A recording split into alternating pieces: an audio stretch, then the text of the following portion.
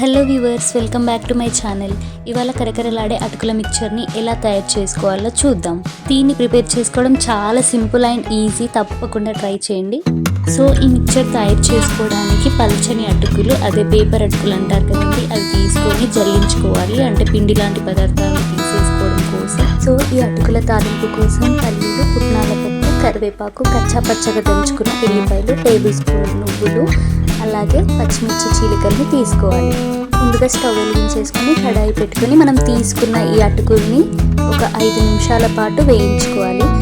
అటుకుల్ని వేయించుకునేటప్పుడు లో ఫ్లేమ్లో పెట్టి మాత్రమే వేయించుకోవాలి, లేదంటే త్వరగా మాడిపోతాయి. పల్చని అటుకులు కదండి. అలాగే అటుకులు వేగే వరకు కంటిన్యూగా కలుపుతూ ఉండాలి. చాలా క్రిస్పీగా అండ్ టేస్టీగా ఉంటుంది. వేయించుకున్న అటుకుల్ని పక్కకి వేరే గిన్నెలోకి ట్రాన్స్ఫర్ చేసేసుకోండి. ఈ అటుకుల మిక్చర్ పిల్లలకి స్నాక్స్ బాక్స్లోకి, అలాగే పెద్దవారికి కూడా టీ టైంలోకి ఈజీగా ప్రిపేర్ చేసుకోవచ్చు. తర్వాత అదే కడాయిలో సరిపడా నూనె తీసుకొని వేడెక్కనివ్వండి. ఆయిల్ కాస్త హీట్ అవ్వగానే పల్లీలు అలాగే పుట్నాల పప్పును దోరగా వేయించుకోండి. పల్లీలను అలాగే పుట్నాల పప్పును వేరువేరుగా వేయించుకోవాలి, ఎందుకంటే పుట్నాలు త్వరగా వేగిపోయి మాడిపోతాయి. మీకు నచ్చితే జీడిపప్పు పలుకులు కూడా వేయించుకొని వేసుకోండి, బాగుంటుంది. నచ్చకపోతే స్కిప్ చేసేసుకోండి. వీటిని లో ఫ్లేమ్లో మాత్రమే వేయించుకోండి, అయితేనే లోపలి వరకు బాగా వేగుతాయి. పల్లీలు బాగా దూరగా వేగాయి అనిపించినప్పుడు పక్కన మనం ఆల్రెడీ అటుకులు ట్రాన్స్ఫర్ చేసుకున్న గిన్నెలోకి ఈ పల్లీలు కూడా వేసేసుకోండి. ఈ స్నాక్స్ ఒకసారి చేసి పెట్టుకుంటే నెల రోజుల వరకు కూడా స్టోర్ చేసి పెట్టుకోవచ్చు.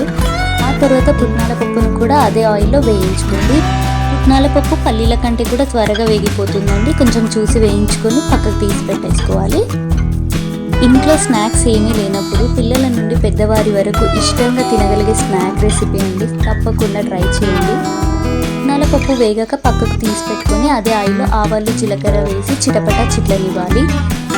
తర్వాత కట్ చేసి పెట్టుకున్న పచ్చిమిర్చి చీలికల్ని కూడా ఆయిల్లో వేసి ఫ్రై అవ్వనివ్వాలి. ఈ మిక్చర్లో మనం మిర్చి కూడా తినొచ్చు, అస్సలు ఎక్కువగా కారం ఉండదు అండ్ టేస్ట్ అయితే బాగుంటుంది. తర్వాత టేబుల్ స్పూన్ నువ్వులు యాడ్ చేసేసుకొని ఫ్రై అవ్వనివ్వండి. మిర్చి బాగా ఫ్రై అయ్యాక మనం తీసుకున్న కరివేపాకు వేసేసుకొని కలుపుకోండి. తాలింపు ఏ మాత్రం కూడా మాడకుండా చూసుకోవాలి, లేదంటే టేస్ట్ అంతా పోతుంది. పిల్లలు షాప్లోని ప్యాకెట్ ఫుడ్ తింటున్నప్పుడు ఇంట్లోనే ఇలాంటి ఈజీ స్నాక్స్ అయితే వాళ్ళ కోసం తయారు చేసి పెట్టండి, చాలా ఇష్టంగా తింటారు. తాలింపు బాగా ఫ్రై అయిపోయాక చివర్లో కచ్చా పచ్చగా దంచుకున్న ఒక 7-8 ఎల్లిపాయ రెబ్బల్ని వేసేసుకుంటే క్రిస్పీగా, అలాగే టేస్ట్ చాలా బాగుంటుంది. ఎరోమా కూడా చాలా బాగుంటుంది. అన్నీ బాగా కలిసేలా ఈవెన్గా కలుపుకోవాలి. చూడండి, మిర్చి ఈ విధంగా వేగాలి. తాలింపు అంతా బాగా ఫ్రై అయిపోయాక చివర్లో తగినంత పసుపు, అలాగే రుచికి సరిపడా సాల్ట్ వేసేసుకొని మొత్తం కలుపుకోవాలి. ఈ స్నాక్స్ తయారు చేసుకోవడం చాలా ఈజీ అండ్ చాలా తక్కువ టైంలో ప్రిపేర్ చేసుకోవచ్చు. చివర్లో స్టవ్ ఆఫ్ చేసేసుకొని మనం ఆల్రెడీ వేయించి పెట్టుకున్న అటుకులు, పల్లీలు, పుట్నాల పప్పు ఉంది కదండి, ఈ తాలింపుని దానిలోకి ట్రాన్స్ఫర్ చేసేసుకొని ఈవెన్గా కలుపుకోవడమే.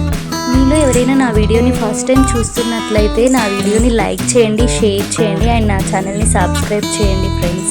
ఈ మిశ్రమాన్ని బాగా కలిసిపోయేలా కలుపుకోవాలి. స్పూన్తో కలపడం వల్ల అటుకులు విరిగిపోయే ఛాన్సెస్ ఉంటాయి. సో ఇలా టాస్ చేస్తూ కలుపుకోవడం వల్ల మిక్చర్ అంతా కూడా ఈవెన్గా బాగా కలిసిపోతుంది. సో అటుకుల మిక్చర్ అయితే రెడీ అయిపోయింది. మీరు తప్పకుండా మీ ఇంట్లో ట్రై చేయండి అండ్ ఎలా ఉందో కామెంట్ చేయండి ఫ్రెండ్స్. నిన్ను స్నాక్స్ కోసం వెయిటింగ్. ఎలా ఉందో ఒకసారి అడిగి తెలుసుకుందామా? నిన్ను టేస్ట్ చేసి ఫీడ్బ్యాక్ బాగుంది అని అయితే చెప్పేసింది. మీరు కూడా డెఫినెట్లీ ట్రై చేయండి. ఇలాంటి మరిన్ని వీడియోస్ కోసం అయితే మా ఛానల్ని సపోర్ట్ చేయండి. మరొక మంచి వీడియోతో అయితే మేము ముందుకు వస్తాం. అంతవరకు బాయ్ ఫ్రెండ్స్. సబ్స్క్రైబ్ చేయడం మాత్రం మర్చిపోవద్దు.